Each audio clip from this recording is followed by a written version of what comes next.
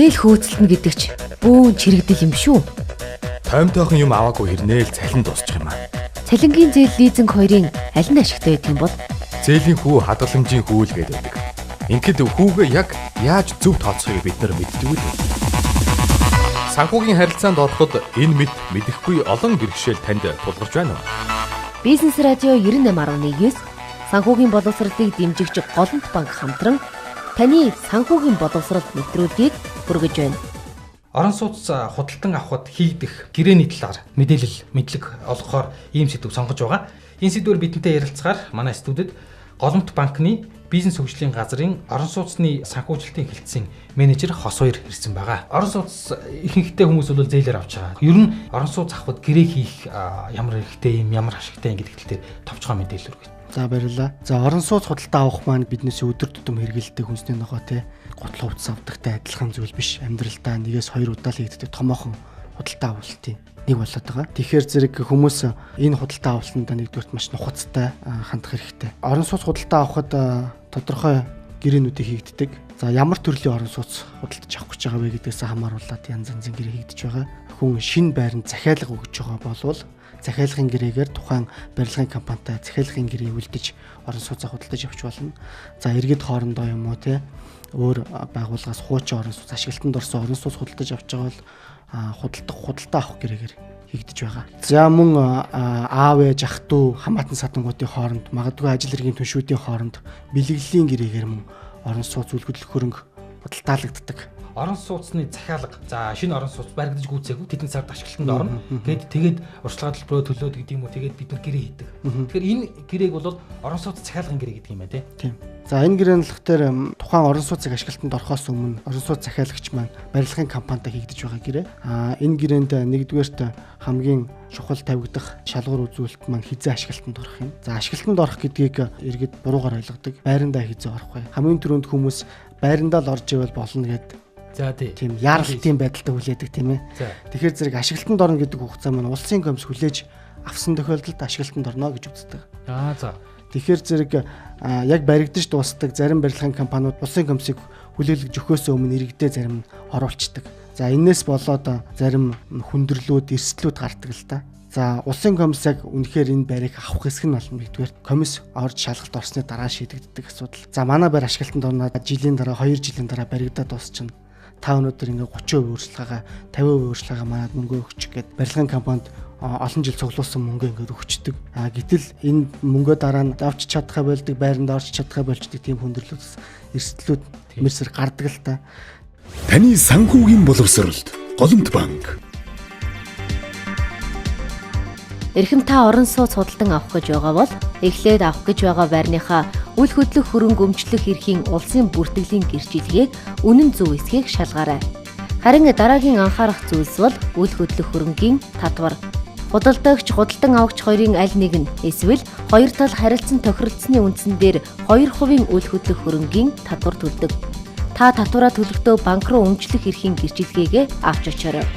Таны худалдан авч байгаа орон сууцны гэрчилгээ ойролцоогоор ажлын өдрүүдэд 3-5 хоногийн дотор гардаг.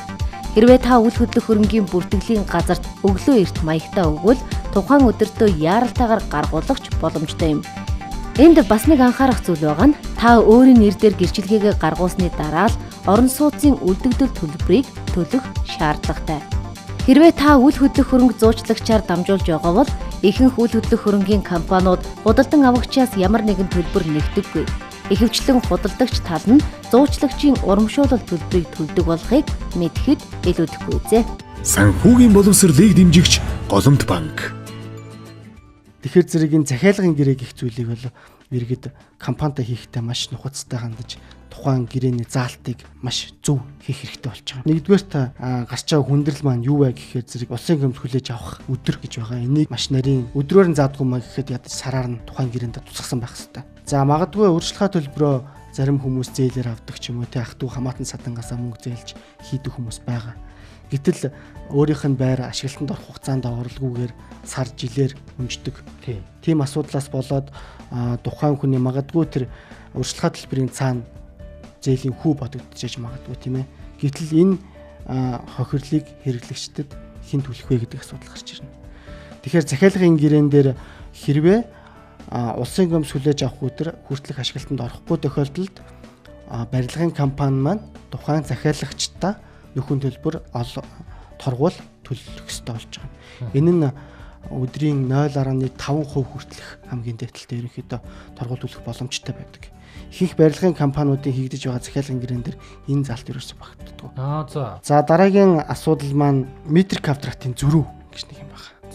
За энэ метр квадратын зөрүүнээс болоод хэрэглэгч хохироод үлддэг асуудал гарч ирж байгаа. Хамгийн гол нь захиалгын гэрэн дээрээ энэ метр квадратыг яаж тооцох вэ гэдэг заалтаа маш зөв оруулах хэрэгтэй. Энд нь орон сууцны талбайн хэмжээ стандартчлал хэмжилсэн үндэсний төвийн 2009 оны 12 сарын 24-ний 52 тогтоолоор баталсан стандартаар тооцно гэсэн өгүүлбэрийг заавал захиалгын гэрээнд тусгасан байх хэрэгтэй. Энэ нь юу гэсэн үг вэ гэхээр нөгөө шал модны хүрээнээс нөгөө шалны хүрээнд их зайгаар ерөнхийдөө талбай хэмжээ нь тооцогдно гэсэн үг. Одоо болохтой зэрэг өрөөний дотор ханыгаа бариагүй байхдаа хийчдэг. Дотор нөгөө ханаа тутгаагүй байхдаа метр квадратаа тооцоод ч юм уу те. Энээсээ болоод яг байранд орох болдог илүү бага метр квадратад орчдөг.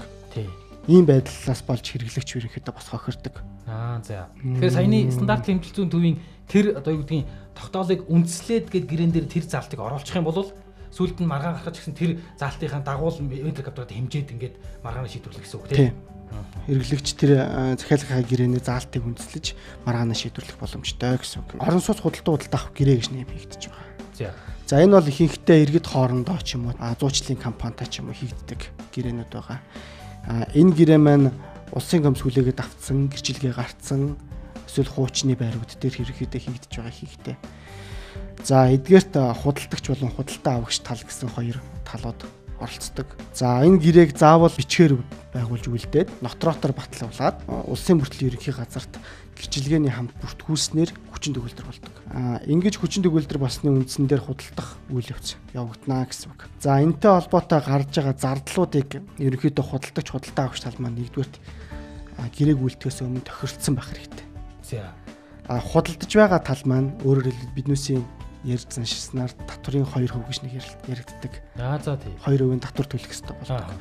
Хууль ёсондоо бол орлого олж байгаа тал буюу худалдагч тал маань энэ мөнгийг төлөх ёстой байдаг. Байраа зарж байгаа хүн төлөх ёстой. Гэтэл иргэд одоо би танд байраа хямдруулаад одоо 10 саяар ч юм уу хямдруулж байна. Одоо та энэ мөнгөө та өөрөө төлж гэдэг юм уу те. Тиймэрхүү хилцээрүүд явагддаг. Тэгэхээр энэ худалдаа авах гэрээ хийхээс өмнө тус 2% татварыг хэн төлөх юм бэ? Энийг маш сайн тийм тохирох хэрэгтэй. Дараа нь энийгээ тохироогүйгээс болоод худалдаа авалт буцаагдах ч үйл явц болдог тийм ээ.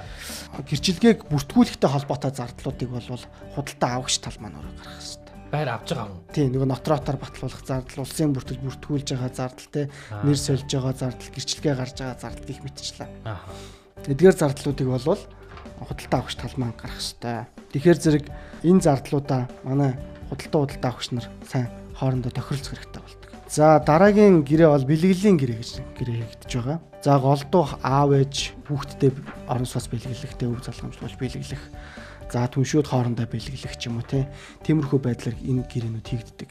Гэхдээ сүүлийн үед орон сууцны зээлтэй холбоотой энэ гэрээ хийгдэхдээ хүмүүс энэ татврын 2% гэдгийг төлөхөөс зайлсхийж энэ гэрээг ихэнхдээ хийж байгаа үйл явц харагдаж байна л да. За.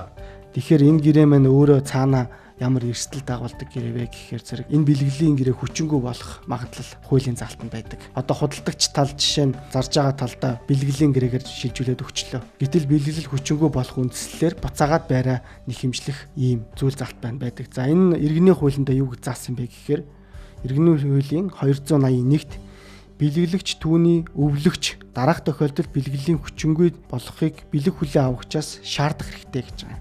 Бэлэг хүлээн авагч нь бэлгэлэгчийг гомдоосон бол. За мөн бэлэг хүлээн авагч нь бэлгэлэгчийн эсвэл түүний төрөл төрөсдийн эрүүл мэнд амь насыг санаатай хохироосон буюу ухраахыг завдсан тохиолдолд. За бэлгэлэгчийн хүчингүй болох шаардах хэрэг үүснээс хойш 1 жилийн дараа өнгөрсөн бол бэлгэлэгчийн хүчингүй болгож болохгүй гэсэн ийм залтууд байдаг л да. Гэвч энэтэй холбоотой бас залилангийн хэрэг ч юм уу те иймэрхүү тохиолдлууд гардаг учраас болж игэл юм бэлгэлийн гэрээгээр биш худалдаа авах гэрээгээр байраа худалдаж авсан нь бол зөвөө эрсдэл багтай.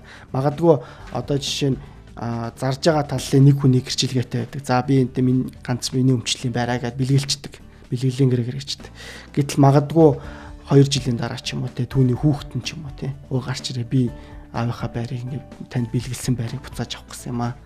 Манай аав ингээ өвчтөе болцсон ч гэдэм юм уу. Ийм байдлаар буцаан нэхэмжлэх үндслэл байдаг учраас банк санхүүгийн байгууллагууд энэ бэлгэлийн гэрээгээр шилжиж ирсэн байрыг ерөнхийдөө барьцаанд авахыг татгалздаг. Бэлгэлийн гэрээ хийчихэд ямар ч хамаагүй хоёрын хоорондоо бэлгэлийн гэрээ хийж болох уу?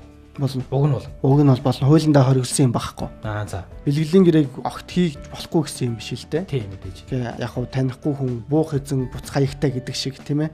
Уг нь бэлгэлийн гэрээгээр бол татврын 2% авдаггүй юм байна тий. Бэлгэл дээр бол авдаггүй. Худалдуулалт авах гэрэн дээр орлого олж байгаа гэдэг утгаараа орлогын албан татвар 2% бол авдаг. За ер нь бол орон сууц худалдаа авахд гол хийгдэж байгаа 3 гэрээний талаар ярьлаа. Орон сууцны зээлийн гэрээ, орон сууц худалдаа авах гэрээ, за бэлгэлийн гэрээ гэдэг. Одоо эдгээр гэрээнүүдийг банк алийг дэмжиж яад юм бэ гэхээр зэрэг захиалгын гэрээгээр хэрвээ байр худалдаж авч байгаа үлдэгдэл төлбөрийн банкнаас зээлэр авах гэж байгаа бол нэгдүгээр улсын гомс хүлээж авсны дараагаар банк мөнгөө шилжүүлдэг заавал.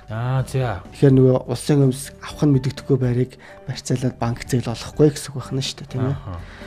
За худалдаа авах гэрээгээр авж байгаа байрыг банкны зээлээр авах тохиолдолд заавал худалдаж авж байгаа хүний нэр дээр шилжсэний дараагаар мөн банк мөнгө шилжүүлдэг. Мөн барьцаанд авсны дараагаар тийм ээ. За энэ 3 гэрээнээс гадна арилжааны гэж нэг бас гэрээ хийгддэг. Энэ юу гэсэн үг вэ гэхээр за хүүхэн хоорондоо жишээ нь арилжааны гэрээ хийгддэг гэхэд за урьдчилгаа төлбөрөнд нь би өөрийнхөө машиныг оролцуулчих гэдэг юм а тийм ээ. За би энэ лангуугаа ингээд тавьчих. Энийг урьдчилгаа төлбөрт нь оролцуулж тооцдог. За энэ бол хувь хүний хооронд бол хийгдэх болох гэрээ. Гэтэл энэ гэрээгээр хийгдсэн урьдчилгаа төлбөрийг банк санхүүжүүлдэг. Зөвхөн санхүүжүүлэх тохиолдол нь орон сууцыг орон сууцаар зөрөөгч тавьж байгаа тохиол. Одоо жишээ нь өөрийнхөө 1 өрөө байрыг 2 өрөө байраа солиод зөрүүнд нь банкны санхүүжилт авч болно гэсэн. Харин өөрийнхөө шинийг урьдчилгаа төлбөрт нөгөөд үлдсэнд нь банкны санхүүжилт авахгүй гэсэн үг. Ийм байгаа. Энэ дээр бол банкны санхүүжилт ордоггүй гэж иргэд ойлгох хэрэгтэй. Зээл хөөцөлтөн гэдэг ч бүүн чирэгдэл юм шүү. Тоймтойхон юм аваагүй хэрнээл цалин дуусчих юм аа. Цалингийн зээл лизинг хоёрын аль нь ашигтай байдаг юм бол зээлийн хүү хадгаламжийн хүү л гэдэг. Ингээд хүүгээ яг яаж зөв тооцохыг бид нар мэддэг үү? Санхүүгийн харилцаанд ороход энэ мэд мэдэхгүй олон бэрхшээл танд тулгарч байна уу? Бизнес радио 98.9 санхүүгийн боловсролыг дэмжигч Голомт банк хамтран таны санхүүгийн боловсрол нэвтрүүлгийг хүргэж байна.